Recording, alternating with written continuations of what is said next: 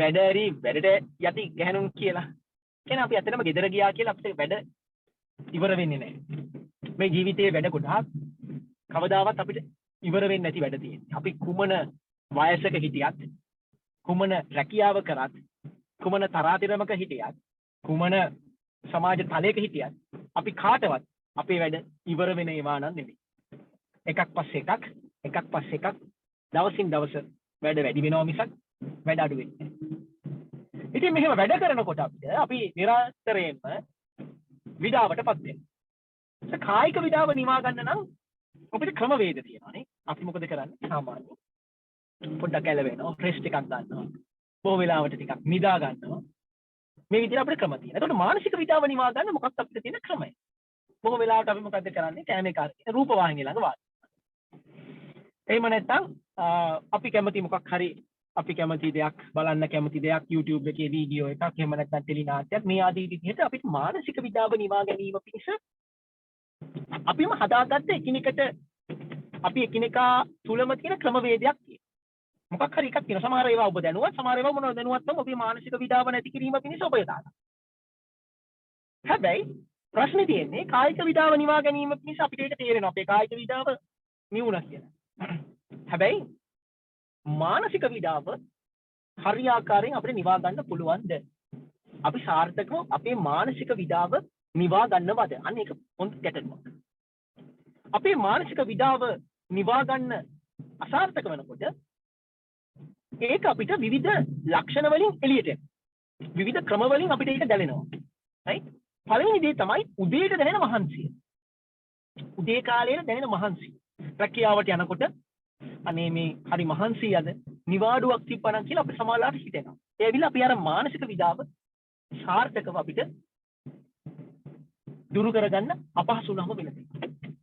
ඒ වගේම තමයි සමහර වෙලාවට නොරුස්සන සුළු බවය. සමහර වෙලාවට ටිකක් කේන්ති යන ස්වභාවය මානසික විඩාවේ ලක්ෂණයක්. කේන්ති යන. තවත් ලක්ෂණ කීපයක් තියෙනවා මම කෙටියෙන් නමුත් පැහැදිලි කරන්නම් අපි හැමෝටම දැනගන්නට අවශ්‍යයි. මොකද ඇයි අපි මේ වගේ සාකච්ඡාවලට සහභාගී වෙන්න ඕනේ? මේ වගේ කරුණු දැනගන්න ඕනේ කියන එකේ අවශ්‍යතාවය අපි හැමෝටම තියෙනවා. අනිත් කාරණාව තමයි ජීවිතේ අලුත් දේවල් කරන්න කැමැත්ත නැතිකම. සමහර වෙලාවට එපා වීම, උද්‍යෝගය නැතිකම, උද්වේගය නැතිකම. කෙනෙකුට මොකක් හරි දෙයක් බාර දීලා පැත්තකට වෙලා ඉන්න හිතෙනකම. සමාජ ආශ්‍රයයට යන්නේ නැතුව, right? අපේම ලෝකෙක අපේම සිතුවිලි එක්ක තනි වෙන්න තියෙන කැමැත්ත. මේ හැම එකක්ම මානසික විඩාවේ ලක්ෂණ. මේ විඩාව නිවා ගන්නට අපි තවදුරටත් උත්සුක වුණේ නැත්නම්, හරි ක්‍රමවේදයක් හොයාගන්න බැරි වුණොත් අවාසනාවකට මේ මානසික විඩාව මානසික ගැටලු දක්වා වැඩි වෙන්නට පුළුවන්. වර්ධනය වෙන්නට පුළුවන්. ඒ නිසා හොඳට මතක තියාගන්න. කායික තෙහෙට්ටුව කායික විඩාව වගේ තමයි මේ මානසික විඩාව නැති කරගන්න. අපි තුල යහපත් නිවැරදි මානසික සෞඛ්‍ය පුරුදු තියෙනට. පොඩි උදාහරණයක් ඇටියට ඔබ විඩාවටපත් වෙන්න ඔබ සමහර වෙලාවට සමාජ මාධ්‍ය පරිශීලනය කරනවා. right? පරිශීලකයන් හොයාගෙන තියෙනවා සමාජ මාධ්‍ය පරිශීලකයන් මේ සමාජ මාධ්‍ය භාවිතා කරන හැම වාරයක් පාසාම ඔවුන් මානසිකව විඩාවටපත් වෙනවා. හරි පුදුමයි නේද කතාව? අපි මානසික විඩාව නිවන්නට සමාජ මාධ්‍ය පරිශීලනය කරනකොට පරිශීලකයෝ කියනවා මේක පරිශීලනය කරන ඔබ මානසිකව විඩාවටපත් වෙනවා. මොකක්ද ඒ කතාවේ තියෙන්නේ? ඒ කතාවේ තේරුම තමයි සමාජ මාධ්‍ය වලින් පෙන්වන්නේ යථාර්ථයට ඔබට ගිය කතාවක්. ඔබම ඔබේ Facebook ප්‍රොෆයිල් එක දිහා බලන්න. ඒකේ තියෙන ලස්සන පින්තූර දිහා බලන්න. අපේ Facebook ප්‍රොෆයිල් එකත් වෙලාවක් තිබුණොත් බලන්න. ඒකේ තියෙන ලස්සන පින්තූර දිහා බලන්න. අපි ඉඳලා හොඳ කෑමක් කෑවොත් තමයි Facebook එකට දාන්නේ. ලස්සන ගමනක් ගියොත් තමයි Facebook එකට දාන්නේ. අපි කවදාවත් අපේ ගෙදර වෙන රණ්ඩු, අපි දෙවලට තියෙන අපේ කාමර, අපි කරන අපේ අහිංසක බත්පත අපි කවදාවත් Facebook එකට දාන්නේ නැහැ නේ. යහපත් මානසික සෞඛ්‍යයක් තියෙනවනේ. ඒ අපි දාන පින්තූර, අපි දාන කමෙන්ට්. ඒ වගේම තමයි අපි වටේ ඉන්න සියලුම මේ සමාජ ජාලා පරිශීලකයෝ හැම එකක්ම Tamanට තියෙන හොඳම දේ තමයි එළියට දාන්නේ. හොඳම දේ. ඒ වගේම තමයි මේ කැමරාවල දැන් ওই සෙල්ෆි කැමරාවල ගත්තොත් ඇත්තටම තියෙන රූපය වැඩි කරලා තමයි ඒක සුදු කරලා පාට වැඩි කරලා තමයි ඒ කියන්නේ යථාර්ථයට එහා ගිය. අපි දන්නවා මේ තියෙන්නේ යථාර්ථය නෙමෙයි. තියෙන්නේ මුලාවක්. ඒතරිනුත් එහාට ගිය. මුලාවෙනුත් මුලාවට යපත් වෙන දේවල් තමයි මේ සමාජ ජාලාවල තියෙන්නේ. එතකොට මොකද්ද වෙන්නේ අවාසනාවකට? අපි හිතනවා අපි පශ්චාත්තාපයටපත් වෙනවා. අනේ බලන්න අරගොල්ලෝ මෙහෙම කරනවා, අරගොල්ලෝ මෙහෙ ගමන් යනවා. මේගොල්ලන්ට මේ වගේ ජීවිතේ එන්ජොයි කරන්න පුළුවන්. මට තමයි මේ කිසිවක් නැත්තේ කියලා මේ ආදී වූ සිතුවිලි, ඍණාත්මක සිතුවිලි අපේ හිත තුළට ඇවිල්ලා සමහර වෙලාවට අපි ගැනම දුක් වෙනවා. ඒ නිසා හොඳට මතක තියාගන්න ජීවිතේ මෙන්න මේ අපි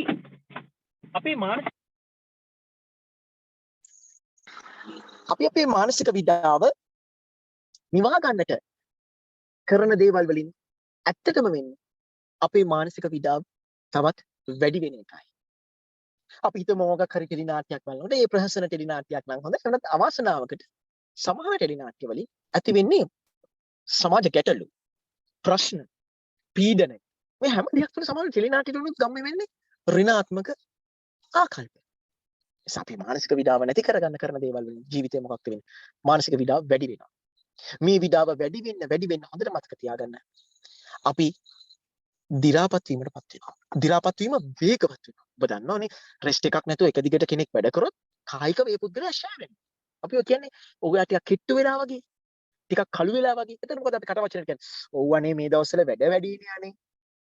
ඒ වගේම තමයි හිතට වැඩ වැඩි වෙන්න මේ හිතත් වයසට යන එක ඉක්මන් වෙනවා. ඒකට භාවනාව කියලා කියන්නේ මේ මානසික විඩාව සම්පූර්ණයෙන්ම සමනය කිරීමේ ශක්තිය තියෙන මානසික සෞඛ්‍ය වෙනුවෙන් මානසික යහපැවැත්ම වෙනුවෙන් සම්පූර්ණ දායකත්වයක් දක්වන හරිම ලේසි හරිම සරල අභ්‍යාසයක්. මේකට කරන්ට් යන්නේ නැහැ. මේකට ඉන්ටර්නෙට් බිලක් යන්නේ නැහැ. මේකට 아무තු කොහෙවත් යන්න ඕනේ නැහැ. මේකට අවශ්‍ය වෙන්නේ අපිට භාවනා කරන්න සුදුසු පරිසරයක්, හිතේ කැමැත්තක් සහ උනන්දුවක් පමණයි. නිසා අපි හැමදෙනාම පුරුදු වෙමු. අදුම තරමේ නිින්දට යන්නට කලින් අපි මේ මානසික විඩාව ආතතිය නැති කරන්න පොඩි වේලාවක් අපිට හැකි පමණ වේලාවක් භාවනා කරන්න. ඔබ දන්නවද තවත් ප්‍රසිද්ධ පරීක්ෂණයක් තියෙනවා මේ භාවනා කරන කාලය පිළිබඳව.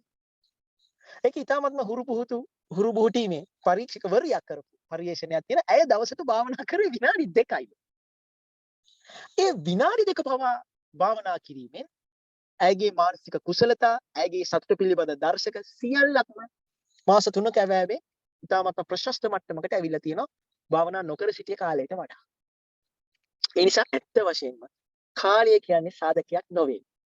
සාධකය තමයි මේ දේ යෙදෙන්නට ඔබට තියෙන උනන්දුව, කැමැත්ත. අද අපි පොඩි දේශනයක් කරා හවස් වරුවේ විශ්වවිද්‍යාලීය ශිෂ්ට කණ්ඩායමකට මේ අභිප්‍රේරණය පිළිබඳ, මොටිවේෂන් එක පිළිබඳ. අතන මේ පුංචි කතාබහේ මම මේ මුල් කොටස වෙන් කරන්නේම ඔබව මොටිවේට් කරන්න, භාවනා කරන්න. ඕනෑම දෙයකට කෙනෙක් අභිප්‍රේරණය වන්න, මොටිවේට් වෙන්න සාධක තුනක් තියෙන්න ඕන. පළවෙනි සාධකය තමයි එහි අවශ්‍යතාවය. ඔබට පැහැදිලිවම ඇයි මම භාවනා කළ යුත්තේ යන්න එහි අවශ්‍යතාවය ඔබ තේරුම් ගත යුතුයි. මොහොතකට හිතන්න මේ මානසික සොඳුරු අභ්‍යාසය කරන්න මේ ලෝකේ කීයෙන් කී දෙනාටද වාසනාව උදා වෙලා තියෙන්නේ. මේ ලෝකේ බහුතරයක් යම්කිසි කායික රෝගයකින් පීඩා විඳිනවා. සමහරු මානසික රෝගයකින් පීඩා විඳිනවා. සමහරුන්ට කියන දේවල් තේරෙන්නේ නැහැ. සමහරුන්ට මේ ක්‍රමවේදය ගැන දැනගන්නවත් වාසනාවක් නැහැ. සමහරු මේවා පිළිගන්නේ නැහැ. මේවා තේරුම් ගන්න දැනුමක් නැහැ. ඒ වුණත් ඔබ ඉතාමත්ම සුවිශේෂී කණ්ඩායමක්. ඔබ වාසනාවන්තයි.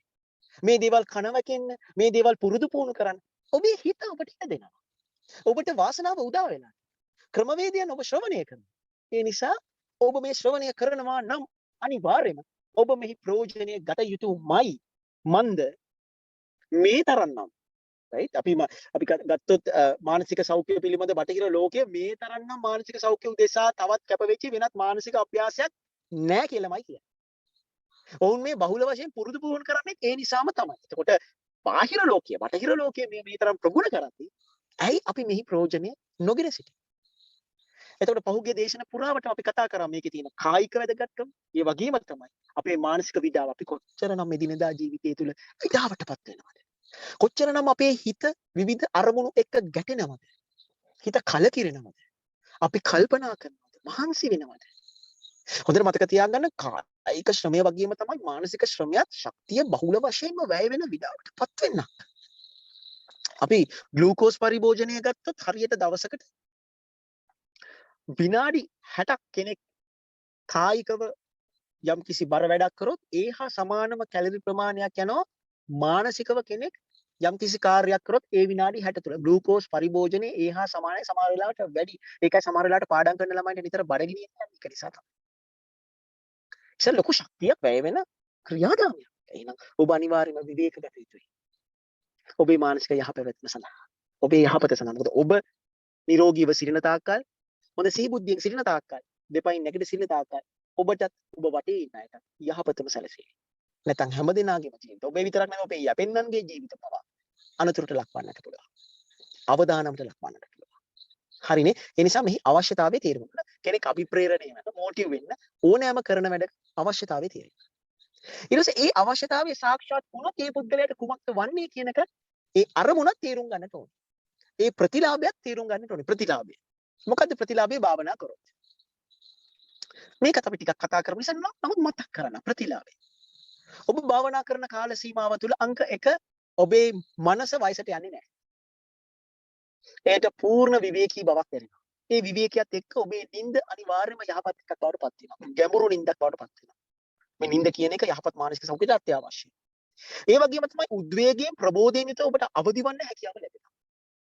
අවදි වීමේදී ඇතිවෙන ඒ උද්‍යෝගයේ ප්‍රබෝධය ඔබට දවස පුරාම ඔබේ දිනදා රාජකාරී ඉතාමත්ම සාර්ථකව සමබරව සතුටින් කරන්නට ඇතිවෙන අභියෝග ප්‍රශ්න වලට බොහොම සිනාමුසු මුහුණින් යුතුව මුහුණ දෙන්නට ඔබට හැකියාව ලැබෙනවා.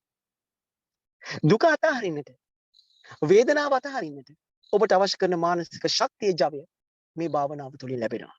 අපි අර කියන්නේ ඉන්ද්‍ර කීලයක් සෙනසෙලීමට මානසික දරා ගැනීමේ හැකියාව, මතක ශක්තිය, තීරක හැකියාව, විනිශ්චය කිරීමේ හැකියාව, හොඳ නරක තේරුම් ගැනීමේ හැකියාව බුදුවම්මෝ දිගටම කියාගෙන ගියොත් අපිට එළි වෙනකන් භාවනාවෙන් ඔබට ලැබෙන ප්‍රතිලාභ ගැන කතා කරන්නට පුළුවන්. මානසික විතරක් නෙමෙයි කායිකවත් ඔබ වයසට යන්නේ නැති බව ඔබට ගොඩාක් පරිේශනවලදී ඔප්පු වෙලා තියෙනවා.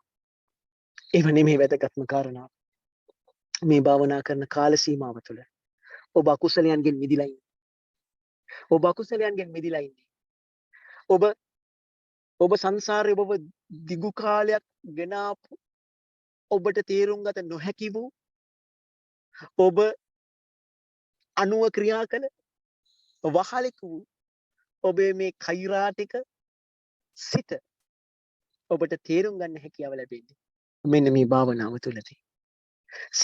සිතේ පැවැත්මත්, සිතේ හැසිරීමත්, සිතේ ස්වභාවයත් ඔබට තේරුම් ගත හැකි වෙන්නේ මෙන්න මේ භාවනාව තුළදී පමණමයි.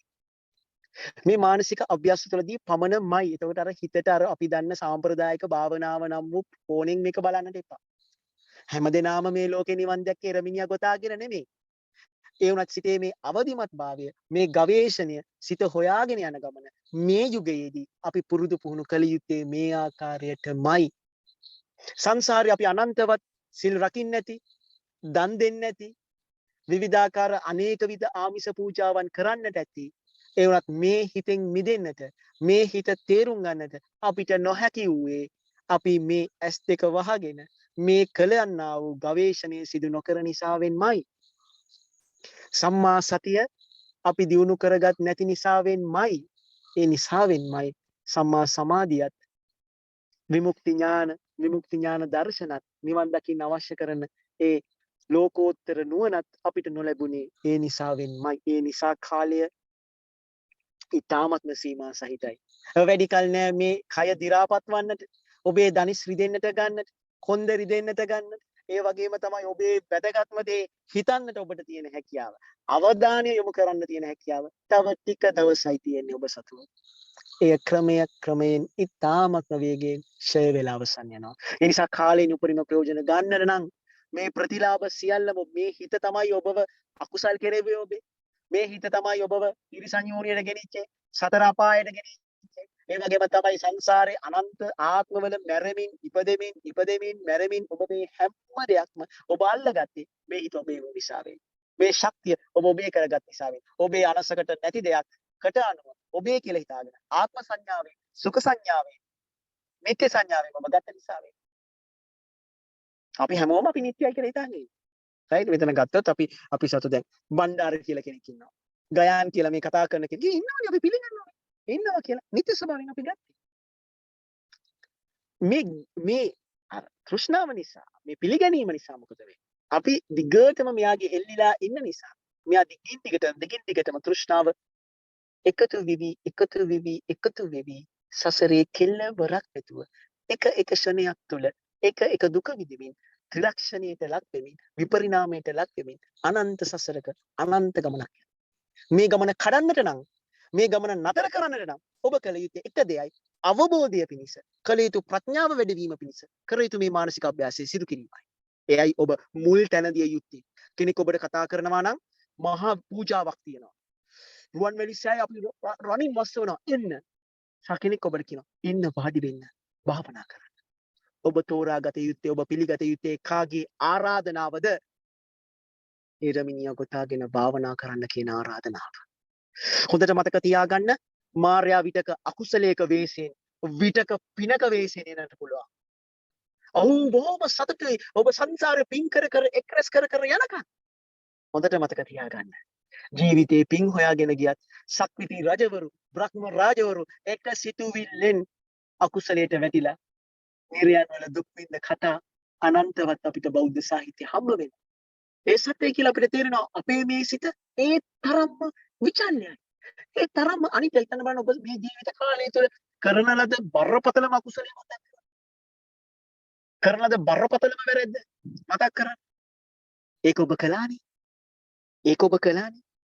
අද ඔබ බොහොම සෑහැදී පැහැදී මේ දේශනාව අහවි. මේ ධර්මයේ ශ්‍රවණය කරાવી.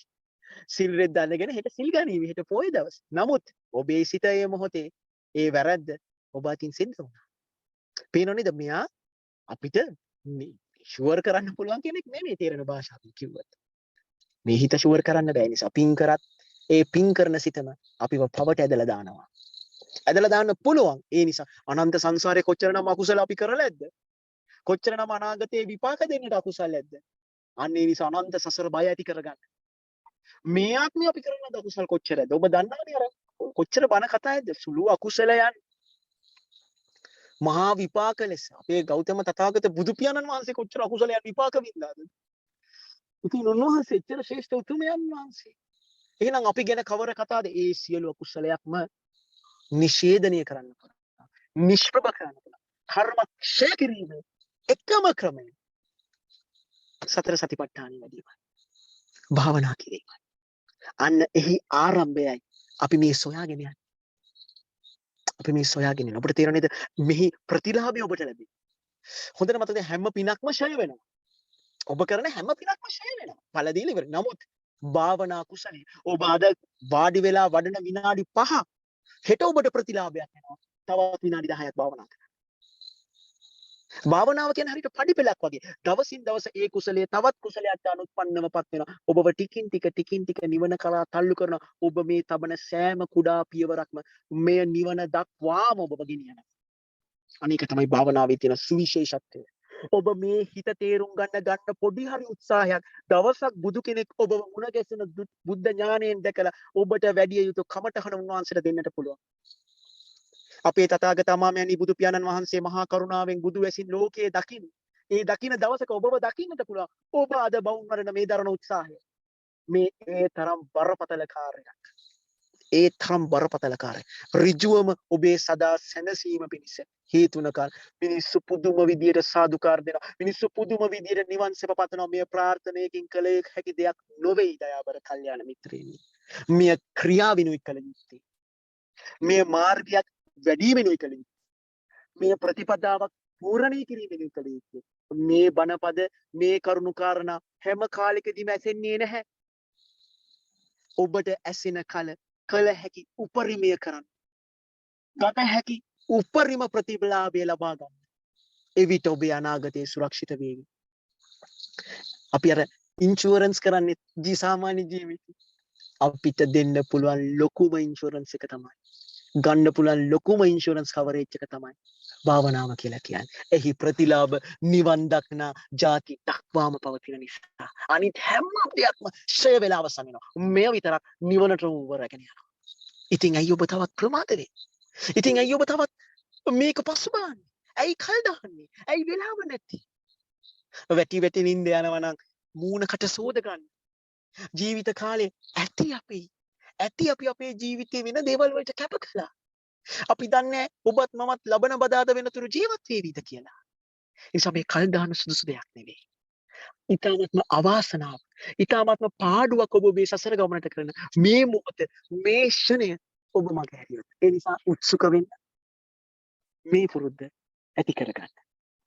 අභිප්‍රේරණයේ දෙවෙනි පියවර තමයි අන්න ඒ දේ. මොකක්ද? ප්‍රතිලාභයේ තේරුම් ගැනීම. කෙනෙක් ප්‍රතිලාභයේ තේරුම් ගත්තා නම්, අවශ්‍යතාවයේ වටහා ගත්තා නම් ඊළඟට ඔහුට අවශ්‍ය වෙන්නේ ක්‍රියාව, වැඩපිළිවෙලයි. කොහොමද මම මේක ක්‍රියාවට නංවන්නේ? ඔබ දන්නවා අපි හැමෝම ගිහි ජීවිතයක් ගත කරන අය. අපිට රාජකාරී තියෙනවා. අපිට වැඩපළ තියෙනවා. අපිට මහන්සි දරුමුණු කරන්න දහසකුත් එකක් වැඩ රාජකාරියස්සේ කොහොමද අපි අපිට වෙලාව හොයාගන්නේ? අපි අපේ සැනසීම පිණිස, මොකද සසර මේ හැම චරිතයක්ම මේ අත් භවයේ අපි ගොඩනගාගත්ත සම්බන්ධතාවය. හැබැයි සසරක ඔබ තනියම. සසරක ඔබ තනියම. එතකොට ඔබ යුතුයකම ඉටු කළ යුතුයි. කිසි අවිවාදයෙන් යුතුව එය මම පිළිගන්නවා. නමුත් ඔබටත් යුතුයකම ඉටු කරගත යුතුයි.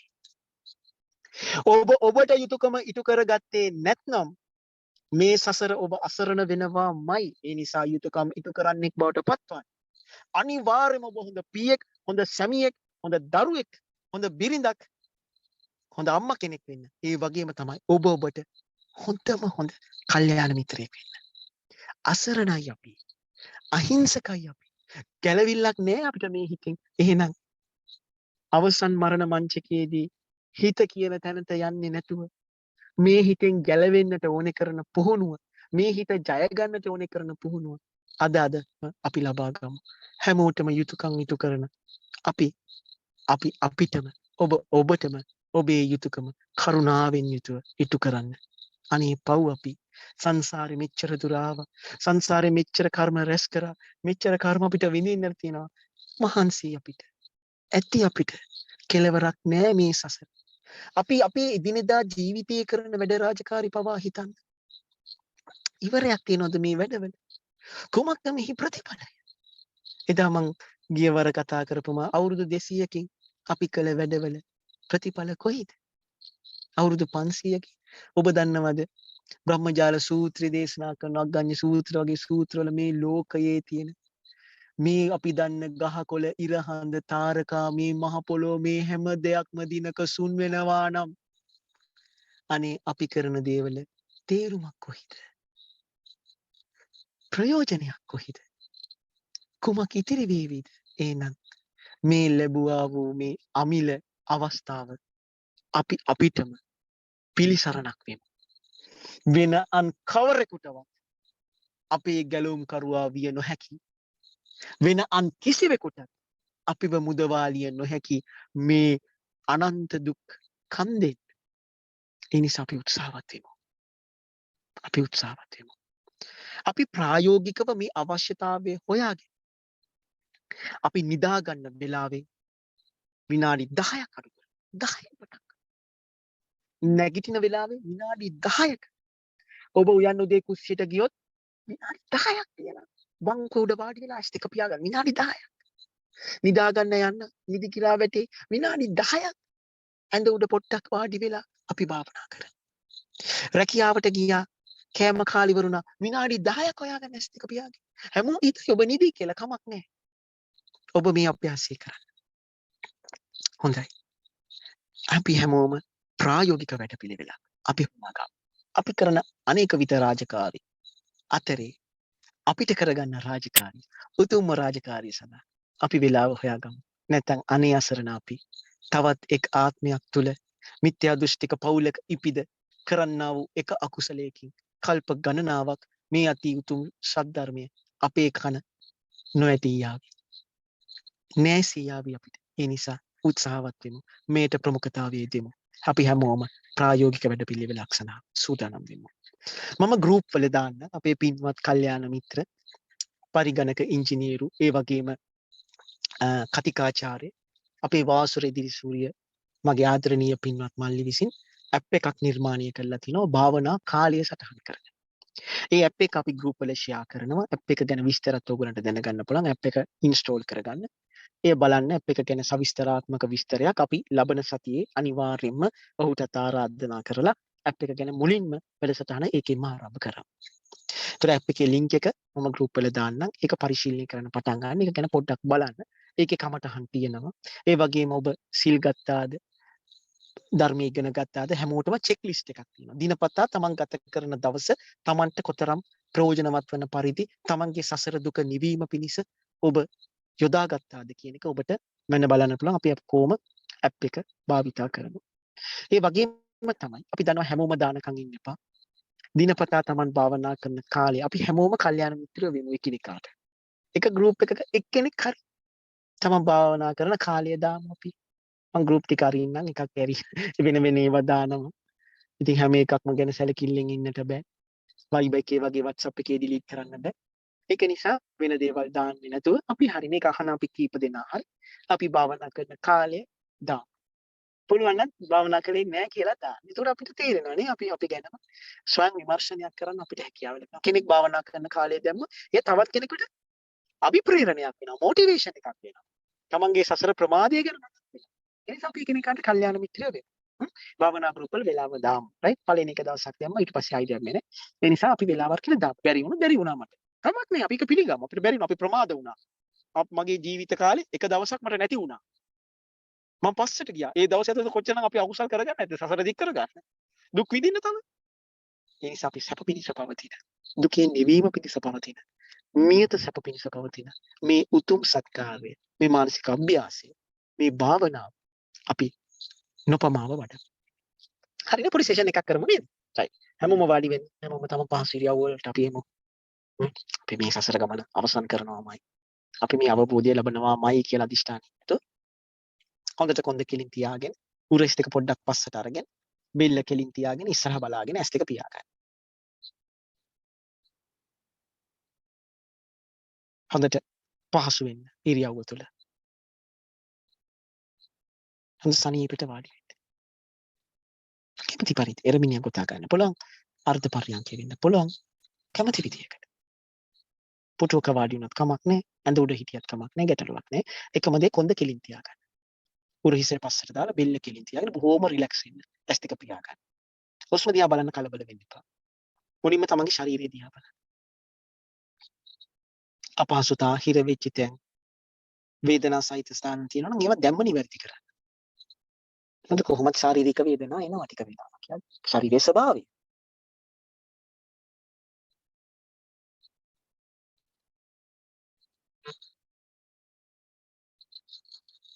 හොඳයි.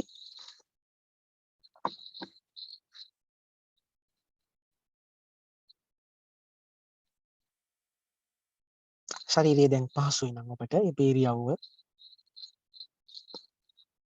සනීපයි නම් දැන් අපි අවධානය යොමු කරමු අපිට හුස්ම දැනෙන තැන දිහාට.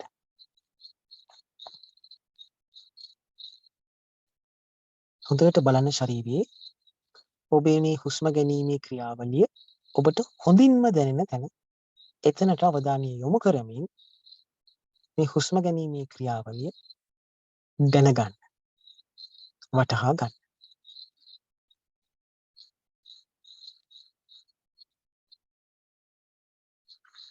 බලන්න හරීම රිද්‍යානුකූලව රිද්මයානුකූලව ඒ සිදුවෙන්නේ.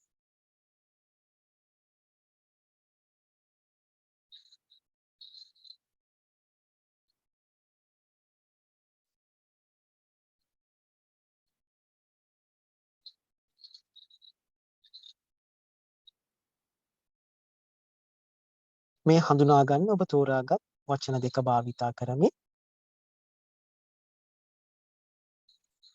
මේ සම්පූර්ණ නොනැවතී සිදුවෙන ක්‍රියාවලිය තුළම අවධානය පවත්වාගෙන යන්න. මේක නොනැවතී සිදුවෙන්නේ කන්ටිනියස්. ඒ වගේම මේ හරිම රිද්මයානුකූලයි. බලන්න.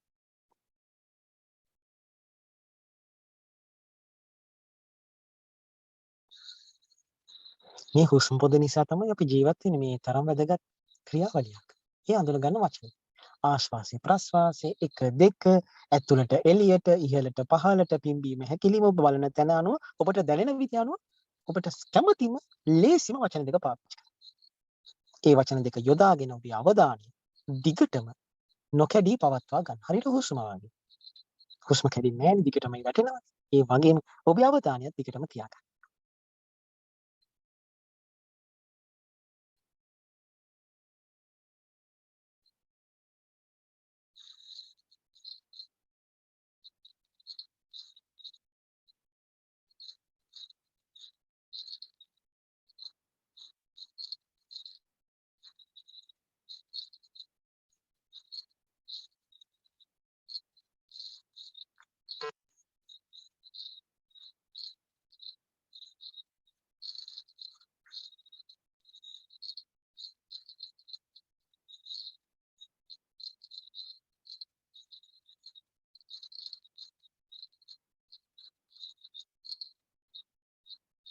බලන්න හිත විසිරෙන හැටි දිහා.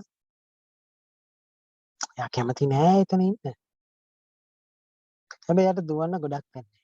ඒක අතීතයේ තිස්ස නැත්තම් වර්තමානයේ ඉන්ද්‍රියන්ගෙන් ලැබෙන අරමුණ, කනින් සද්දයක්, ශරීරයෙන් වේදනාවක්, නැත්තම් මනසින් මොනවා හරි සිතුවිල්ලක්, එහෙම නැත්තම් අනාගතය ගැන කල්පනාවක්.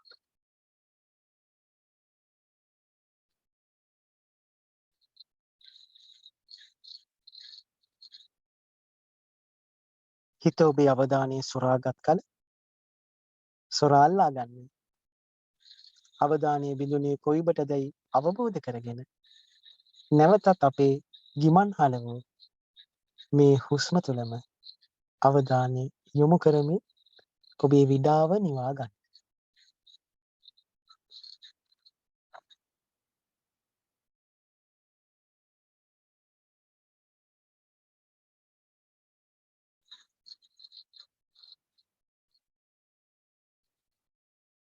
මේ තුර සැනසෙන්න. හරිම ආසාවෙන් ගිමන් හරින්න. අනේක විදි සිතුවිලි හමුවේ අපි දැන් අතර වී සිටිනවා. අපේ හුස්ම ළඟ.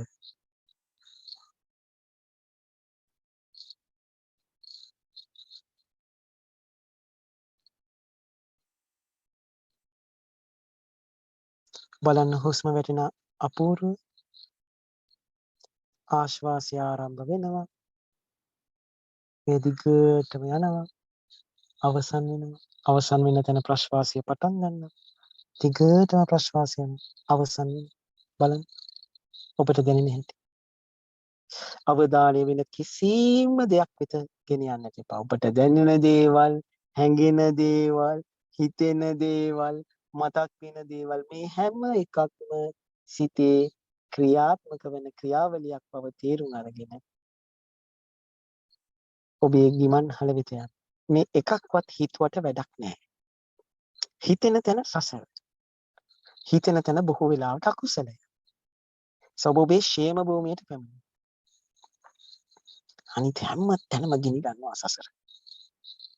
මෙතන විතරයි දැනට සැනසීම.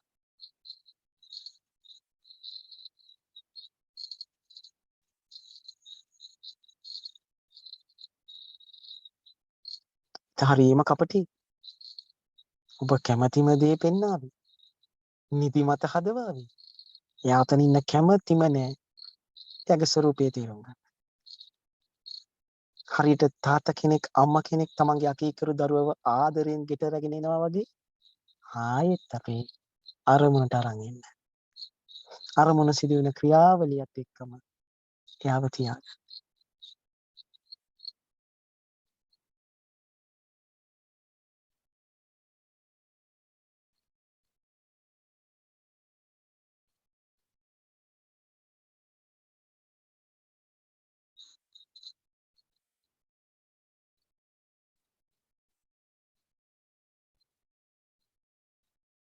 හුස්ම තුලම සිටින්න. එයයි ඔබේ ගැලවුම් කරෝ. අන් හැම සිතුවිල්ලක්ම එක්ක කුසලයක් එක්ක අකුසලයක්. ඒ දෙකම ගෙනියන්නේ අපිව සසරට. මේ ගමනට අපිට ඕනේ මේක නතර කරන්න. මෙයයි අපි කළ යුත්තේ. ඒ උත්සාහයෙන්, ඒ වීරියෙන්, ඒ උනන්දුවෙන් යුතුව නියම බුදු සව්වන් ලෙසින් ඔබ ඔබේ යුතුයකම ඔබටම ඉටු කරන්න. දිගටම මේ ක්‍රියාවලියේ යෙදෙන්න.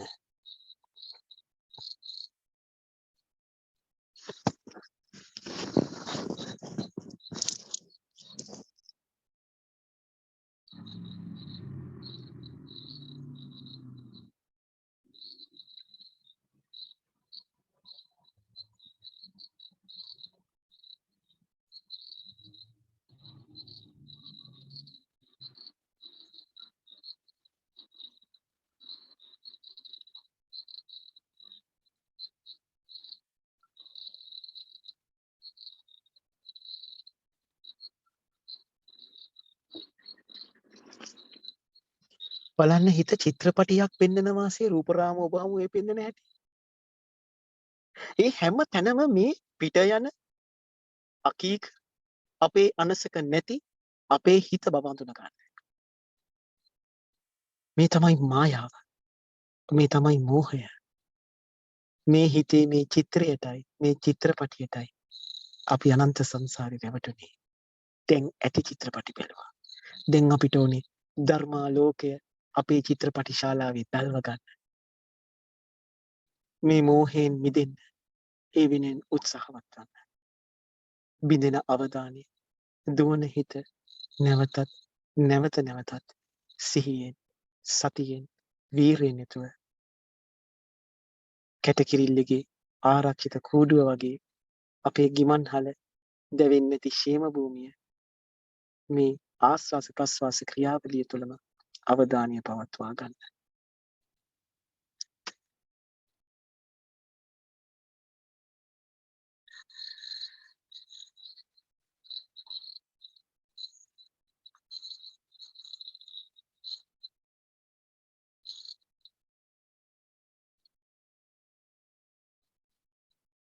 ආශ්වාසයේ ආරම්භය දකින්න අවසානය දකින්න.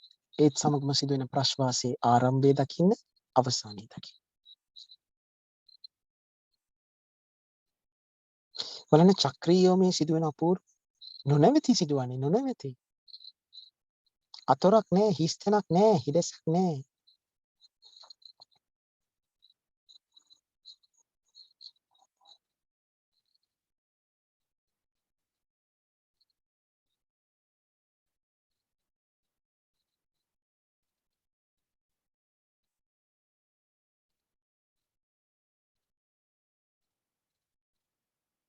සිතේ ක්‍රියාකාරීත්වයෙන් අඳුන ගන්න. මතක් වෙනකොට මතක් වෙනවා.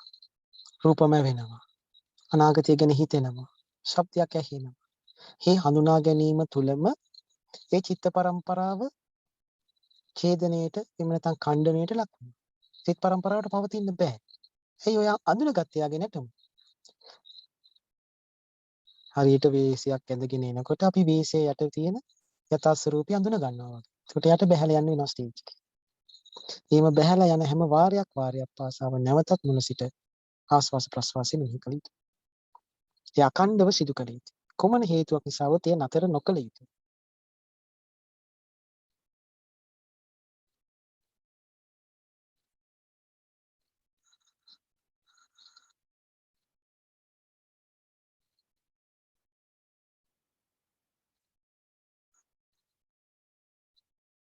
හිත පිට යන සෑම අවස්ථාවක නැවුම් හුස්මක් සමග නැවතත් මෙම ක්‍රියාවලියට ඒකාත්මික වන්න.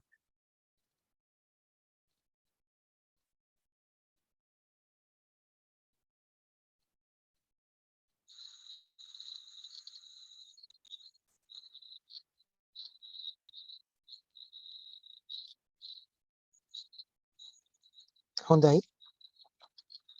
කාල වේලා යන නිසා අපේ පටිගත කිරීමටත් අපේ වැඩසටහනටත් ඊ타ත්ම කාරුණිකව ඉල්ලා සිටිනවා සියලු දෙනාටම සෙවෙන් නැස් ටික විවර කරමින් අපේ මේ ෂණික ඊ타ත්ම කෙටි භාවනා පුහුණුව අවසන් කරන ලෙසට සාදු සාදු සාදු. අපි ප්‍රාර්ථනාවක් කරමු.